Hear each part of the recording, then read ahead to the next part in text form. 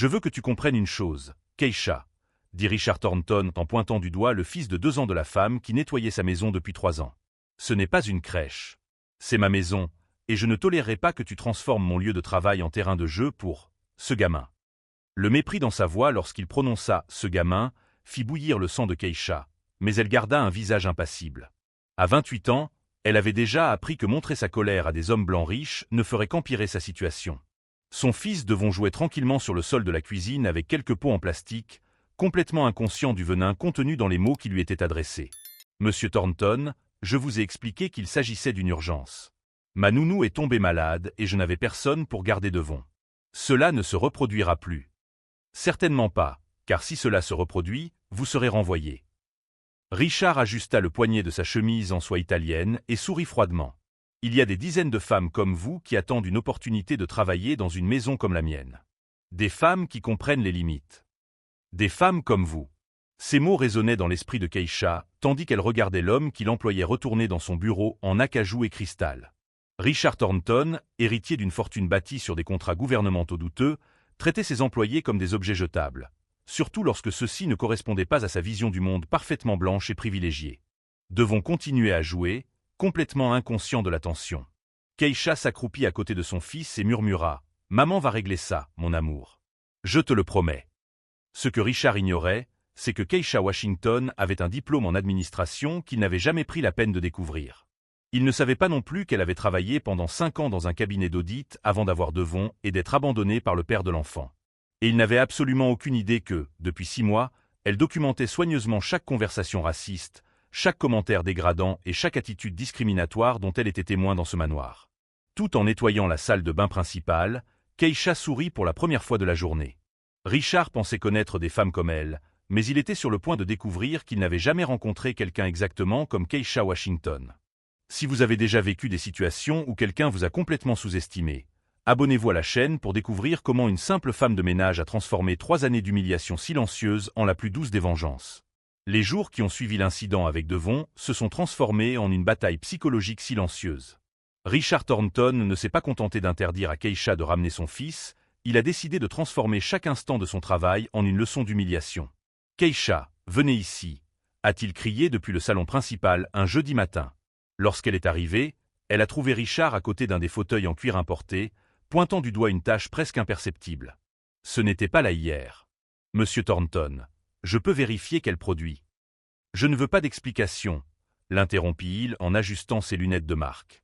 « Je veux que vous compreniez que des meubles comme ceux-ci coûtent plus cher que votre salaire annuel. Peut-être que votre situation familiale affecte votre concentration au travail. » Situation familiale. L'euphémisme qu'il utilisait pour faire référence au fait qu'elle était une mère célibataire noire fit discrètement serrer les poings de Keisha derrière son dos. Richard poursuivit. « Certaines des épouses de mes collègues ont fait remarquer qu'elles avaient des employés beaucoup plus concentrés. Des femmes qui comprennent les priorités. » Ce que Richard ignorait, c'est que Keisha avait grandi dans une famille où sa grand-mère, femme de ménage pendant 40 ans, lui avait appris dès son plus jeune âge. « Ma fille, ils peuvent essayer de briser ta dignité, mais ils ne pourront jamais briser ton intelligence. Garde chaque mot, documente chaque injustice, car un jour, tu utiliseras tout cela. » Cette même semaine, Richard a organisé un dîner pour des clients importants. Keisha devait servir discrètement et nettoyer si nécessaire.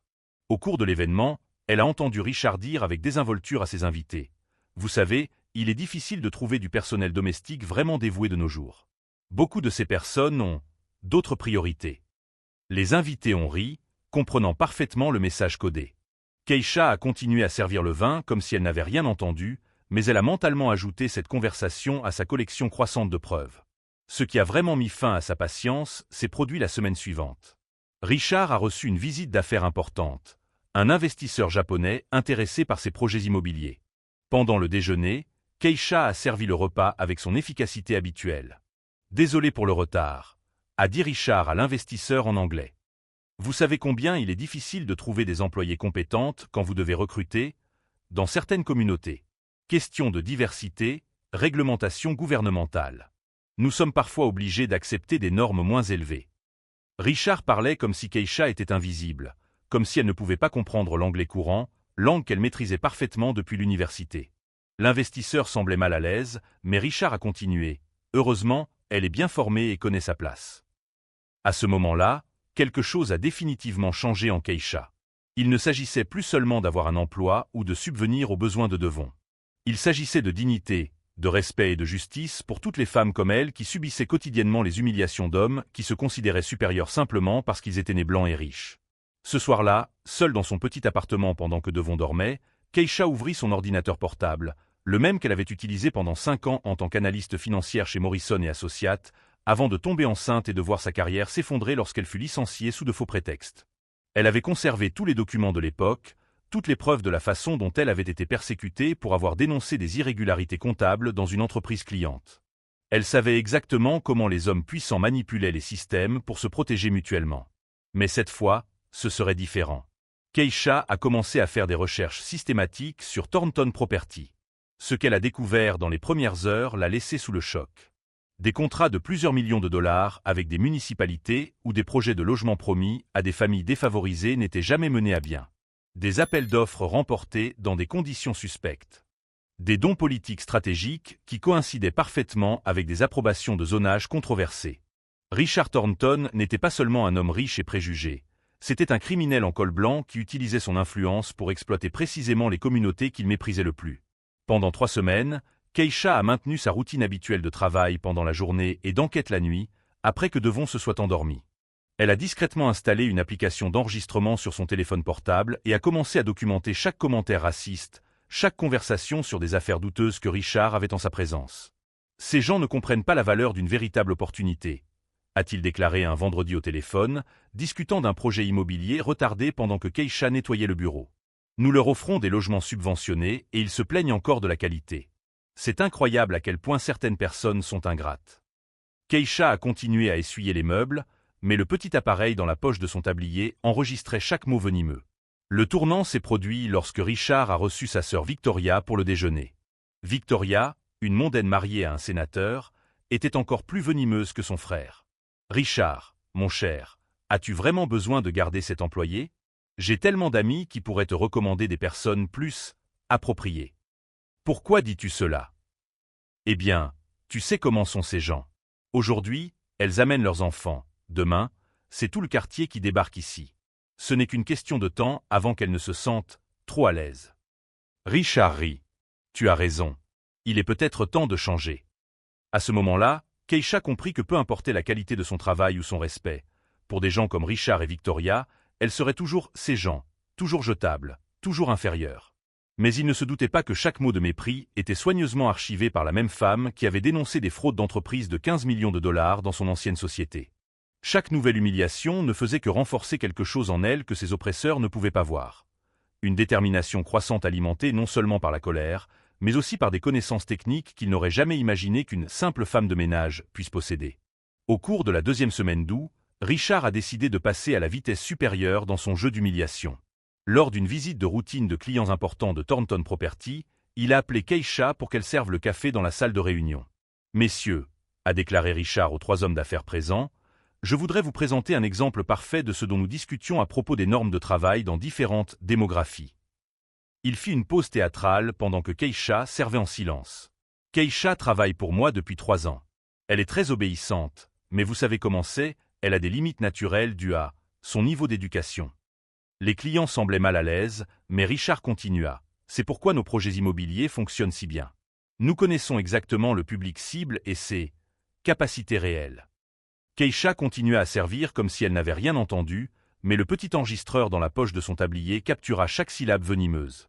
Ce serait le 17e enregistrement compromettant de sa collection grandissante. Ce que Richard ne savait pas, c'est que ce soir-là, Keisha était en vidéoconférence avec quelqu'un qui connaissait ses véritables capacités mieux que quiconque. « Keisha, avez-vous une idée du nombre de lois fédérales que cet homme a enfreintes rien que dans cette conversation d'aujourd'hui ?» David Chen, son ancien supérieur chez Morrison et Associates, analysait les transcriptions qu'elle lui avait envoyées. Discrimination raciale sur le lieu de travail, création d'un environnement hostile, violation potentielle des droits civils. David, il ne s'agit pas seulement de ce qu'il me fait subir. Il s'agit aussi des projets frauduleux. J'ai réussi à accéder à ces ordinateurs lorsque je nettoyais le bureau. Keisha partagea son écran, montrant des documents photographiés discrètement. « Regardez ça. des contrats de logement social pour lesquels le gouvernement a versé 5 millions pour construire 200 unités, mais seulement 80 ont été réellement construites. David siffla doucement. C'est un détournement de fonds fédéraux à grande échelle. Keisha, tu sais ce que tu as là? Suffisamment de preuves pour envoyer cet homme en prison pour des décennies. Je sais exactement ce que j'ai. La question est, comment utiliser cela pour qu'il ne puisse plus jamais nuire à personne? Au cours des jours suivants, Keisha et David travaillèrent secrètement à la constitution d'un dossier accablant. Elle continuait à suivre sa routine habituelle pendant la journée, nettoyant, servant, supportant les commentaires racistes, mais chaque nouvelle humiliation ne faisait que renforcer sa détermination à obtenir justice. Richard, quant à lui, interprétait le silence soumis de Keisha comme une confirmation de sa supériorité. Un vendredi particulièrement cruel, il décida de tester les limites. Keisha l'aplatait-il du haut de l'escalier en marbre alors qu'elle nettoyait le hall. « J'ai besoin que tu comprennes quelque chose d'important au sujet de la hiérarchie. » Elle s'arrêta et leva les yeux. « Oui, monsieur Thornton. Certaines employées de la copropriété se prennent pour des stars et font des exigences en matière de salaire et de conditions de travail. Je veux m'assurer que vous n'êtes pas influencé par ces idées dangereuses. » « Non, monsieur. Je sais exactement quelle est ma place. » Richard sourit, satisfait. « Très bien. Parce que j'ai une réunion importante lundi avec des investisseurs fédéraux au sujet de nos projets immobiliers. Je veux que tout soit impeccable. Pas de distraction, pas d'enfants, pas de problème. Vous comprenez? Parfaitement, monsieur Thornton. » Ce que Richard n'a pas remarqué, c'est la lueur différente dans les yeux de Keisha lorsqu'elle a dit « Je sais exactement quelle est ma place. » Pour lui, cela ressemblait à de la soumission. Pour ceux qui connaissaient vraiment Keisha Washington, cela ressemblait à une promesse. Ce soir-là, elle passa un appel qui allait tout changer. Bureau du procureur fédéral, division des crimes financiers, procureur Janet Williams à l'appareil. Procureur Williams, je m'appelle Keisha Washington. J'ai des preuves de fraude fédérale dans des contrats immobiliers qui, je pense, pourraient vous intéresser. Il y eut un silence à l'autre bout du fil. Quel genre de preuves? Des documents internes, des enregistrements d'aveux de culpabilité, des preuves de surfacturation dans des projets fédéraux de logements sociaux. Nous parlons de millions de dollars détournés de fonds destinés à des familles dans le besoin. Madame Washington, je dois vous voir en personne. Quand pouvez-vous vous rendre à mon bureau? Lundi après-midi, ça me convient. Mais procureur, il y a une chose que vous devez savoir. L'homme derrière tout cela organise une réunion avec des investisseurs fédéraux lundi matin. Si nous voulons le prendre en flagrant délit. Keisha entendit Janet Williams soupirer à l'autre bout du fil. Madame Washington, que proposez-vous exactement? Je propose que nous offrions à monsieur Richard Thornton exactement le genre de réunion à laquelle il ne s'attendait pas. Pendant le week-end, Keisha prépara devoir à rester avec la nounou remplaçante et passa en revue chaque document, chaque enregistrement, chaque preuve qu'elle avait recueillie au cours de mois d'enquête discrète. Sa formation en gestion financière, que Richard n'avait jamais pris la peine de découvrir, allait enfin lui être utile d'une manière qu'il n'aurait jamais imaginée. « Maman va travailler lundi, mon chéri, » dit-elle à Devon le dimanche soir en embrassant son front. « Mais après lundi, notre vie sera très différente. » Devon, alors âgé de 2 ans et demi, marmonna une réponse incompréhensible, mais ses yeux brillants semblaient comprendre que quelque chose d'important était sur le point de se produire. De l'autre côté de la ville, Richard Thornton révisait sa présentation aux investisseurs fédéraux, convaincu que lundi serait une nouvelle journée de victoire financière bâtie sur des mensonges et l'exploitation. Il ne se doutait pas que sa simple femme de ménage avait passé le week-end à coordonner avec des procureurs fédéraux, des auditeurs gouvernementaux et des journalistes d'investigation une opération qui transformerait sa réunion d'affaires en le début de son cauchemar public le plus dévastateur. Le lundi arriva avec un ciel clair et ensoleillé, comme si même la nature avait conspiré pour que Richard Thornton passe la journée la plus mémorable de sa vie professionnelle. Il se réveilla à 6 heures du matin, choisit son plus beau costume Armani et revit une dernière fois les chiffres gonflés qu'il présenterait aux investisseurs fédéraux. « Aujourd'hui sera un jour historique », se dit-il dans le miroir en ajustant sa cravate en soie. 50 millions de dollars supplémentaires en contrats immobiliers. Keisha arriva ponctuellement à 7h30, comme d'habitude. Richard lui jeta à peine un regard lorsqu'elle entra par la porte arrière. « La réunion commence à 10h, dit-il froidement. « Je veux du café haut de gamme servi à 9h45. » Et Keisha. Il marqua une pause dramatique. « Comportez-vous correctement. Ce sont des hommes importants. »« Bien sûr, monsieur Thornton. Je sais exactement comment me comporter. » Quelque chose dans son ton incita Richard à la regarder plus attentivement, Mais Keisha s'était déjà dirigé vers la cuisine avec son efficacité habituelle. Il secoua la tête et se concentra à nouveau sur les préparatifs. À 9h40, les investisseurs fédéraux arrivèrent. 3 hommes en costume élégant franchirent la porte principale.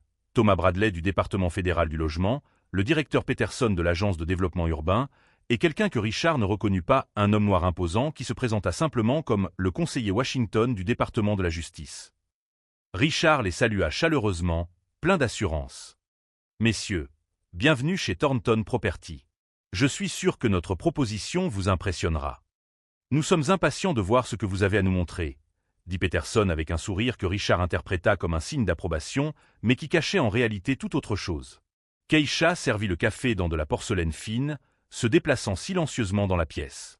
Richard l'ignora complètement, concentré sur l'impression qu'il voulait faire sur ses visiteurs importants. « Comme vous pouvez le voir dans cette présentation, » commença Richard en cliquant sur la première diapositive, Thornton Property a un historique exceptionnel dans les projets immobiliers. Nous livrons toujours dans les délais et dans le budget. Le consultant Washington feuilleta quelques papiers et posa la première question. « Monsieur Thornton, je vois ici que vous avez reçu 5 millions pour 200 logements dans le cadre du projet Green Valley, mais les registres ne montrent que 80 logements achevés. Pouvez-vous nous expliquer ?» Richard ressentit un léger malaise, mais garda le sourire. « Ah oui, il y a eu quelques ajustements techniques nécessaires. La qualité prime sur la quantité, vous comprenez. » « Ajustements techniques » répéta Peterson en prenant des notes. Terminologie intéressante. C'est alors que Keisha s'approcha silencieusement et posa un épais dossier sur la table de réunion. « Vous m'avez demandé d'apporter les documents supplémentaires, » dit-elle calmement au conseiller Washington. Richard eut l'air perplexe. « Quels documents ? Je n'ai pas demandé. » Monsieur Thornton, l'interrompit le consultant Washington en ouvrant le dossier. « Je pense qu'il y a quelques malentendus dans votre présentation que nous devons clarifier. » La première page qu'il retira était une copie des emails internes de Richard discutant de la manière de maximiser les profits en réduisant les coûts de construction dans les projets destinés aux pauvres. La deuxième était un tableau détaillé montrant où les millions détournés avaient été investis. Rénovation de son propre manoir, voiture de luxe, voyage en famille. « Quoi ? Comment avez-vous obtenu cela ?» Richard était visiblement pâle. « Monsieur Thornton, » dit Bradley froidement, « permettez-moi de vous présenter à nouveau notre collègue.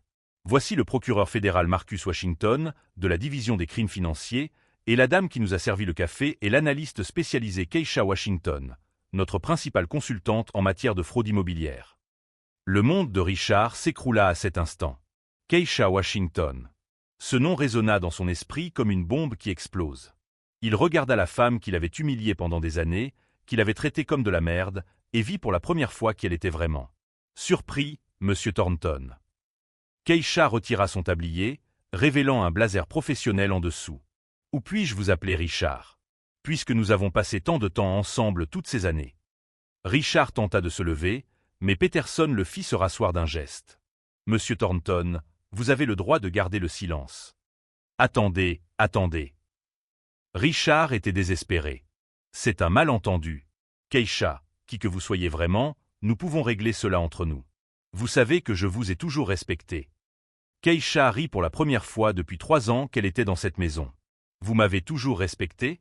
Marcus, voulez-vous entendre comment votre partenaire commercial respecté me traitait vraiment ?» Elle sortit son téléphone portable et fit jouer l'un des enregistrements les plus récents. Ces gens ne comprennent pas la valeur d'une véritable opportunité. C'est incroyable à quel point certaines personnes sont ingrates. La voix de Richard résonna dans la pièce, chaque mot raciste étant reproduit avec une clarté cristalline. Il y avait 23 enregistrements similaires, documentant 3 années de racisme systématique. « Mon Dieu !» murmura Bradley. « Richard, avez-vous vraiment dit cela ? » Je parlais de... C'est hors contexte. Contexte. Keisha posa un autre document sur la table. Quel contexte justifie que vous disiez à votre sœur que les gens comme moi finissent toujours par se sentir trop à l'aise et doivent être remis à leur place? Richard regarda désespérément autour de lui. Les 3 hommes l'observaient avec un mélange de dégoût et de professionnalisme froid. Sa carrière, sa réputation, sa vie telle qu'il la connaissait s'effondrait en temps réel. Keisha, pour l'amour de Dieu, réfléchis à ce que tu fais. Travaille pour moi. Nous pouvons trouver un accord.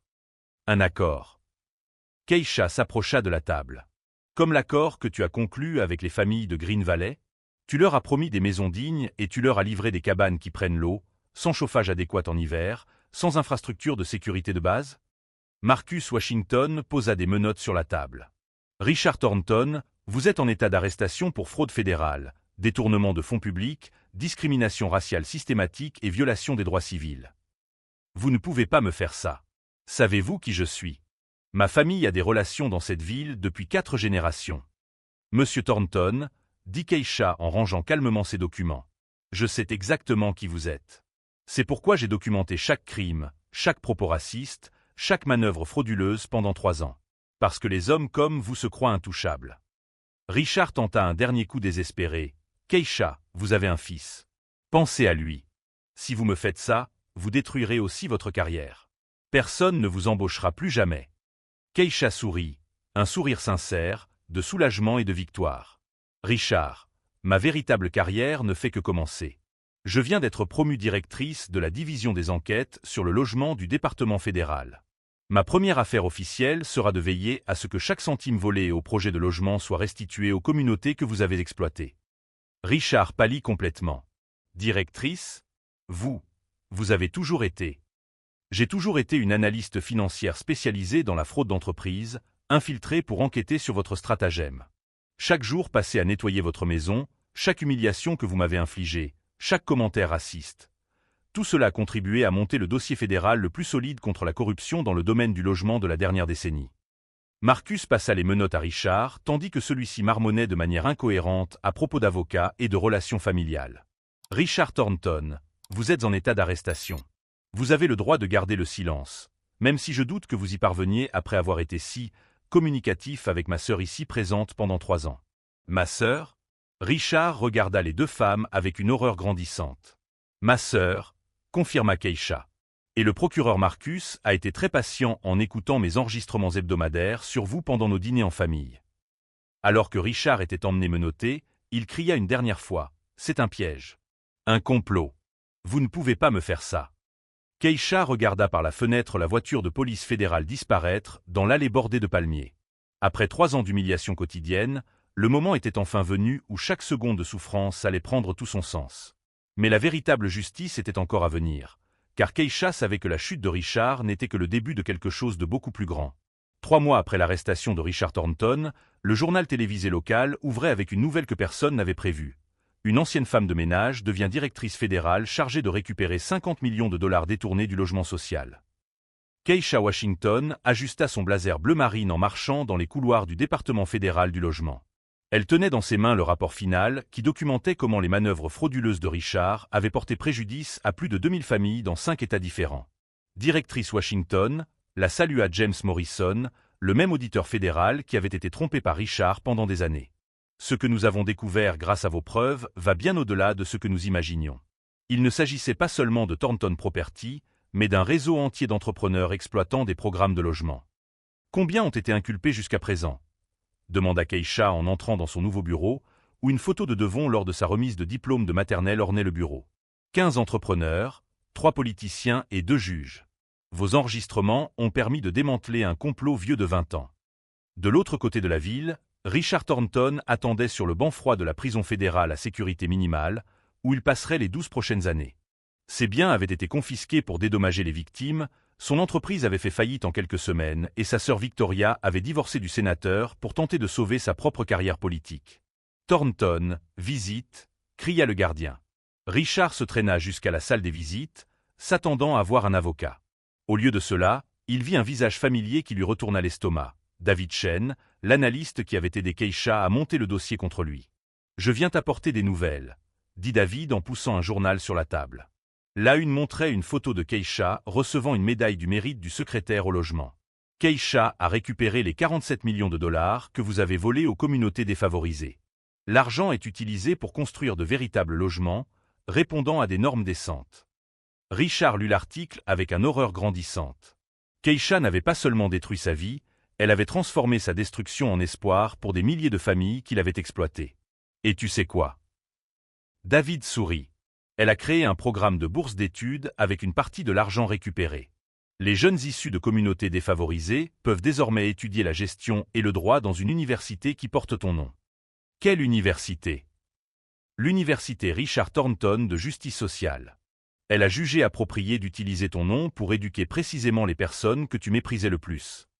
Pendant ce temps, lors de la cérémonie d'inauguration du premier ensemble immobilier construit avec les fonds récupérés, Keisha tenait Devon, désormais âgé de 3 ans, dans ses bras tandis que des centaines de familles applaudissaient son arrivée. « Maman est une héroïne », demanda Devon, impressionné par toute cette célébration. « Maman a juste fait ce qui était juste, mon chéri.